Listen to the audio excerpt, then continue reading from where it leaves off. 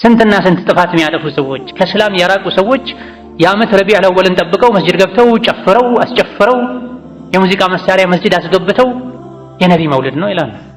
የተከበረው ስጁድ ሩኩዕ የሚደረግበት ቁርአን የሚቀራበት በአደብ ዒልም የሚነገርበት መስጂድ የጭፈራ ቦታ ሆነ። የተከበረው ቁርአን ሐዲስ የሚነገሩበት ሚንበር ላይ ሁሉ ተወጥቶ መጨፈር ተጀመረ።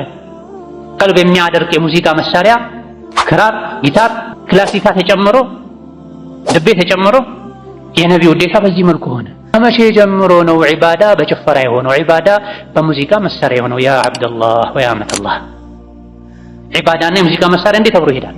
ዒባዳና መጨፈር መዝለል እንዴት አብሮ ይሄዳል? ዒባዳው እኮ ዙል ነው፣ ሰኪና ነው፣ ኹዱዕ ነው፣ ኢንኪሳር ነው።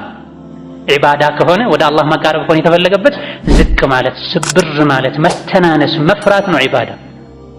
እንጂ ጭፈራና ዒባዳ እንዴት ይሄዳል?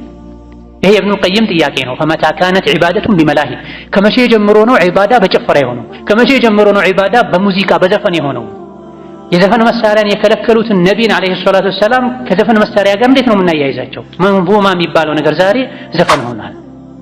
ከስሜት ልንወጣ ይገባናል። ስንትና ስንት ሱና አለ፣ ስንትና ስንት ዒባዳ አለ። ሙስሊሞች ሆይ ራቃችሁኝ እኮ ያሉ የሚጠሩ ዒባዳዎች አሉ አይደል?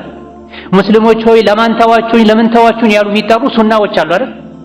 ያን ሁሉ ሱና እርግፍ አድርገን ትተን በዓመት አንዴ ከነብዩ ሱና የራቀ ህዝብ ተሰብስቦ ያው መስጂድ ላይ ተጨፈር በሙዚቃ መሳሪያ የታጀበ ዘፈን ማቅረብ ያው በሰላዋት ስም ያው በመውሊድ ስም ወላሂ የሚያሳፍር ነው። ወላሂ የሚያሳዝን ነው። የአላህን በላ ቁጣ ሊያመጣ የሚችል ነው። የመስጂድን ክብር የሚንቅ ነው። አቅም ያለው ስልጣን ያለው ይሄን ጥግ ሊያስይዝ ሊያስተካክል ይገባል።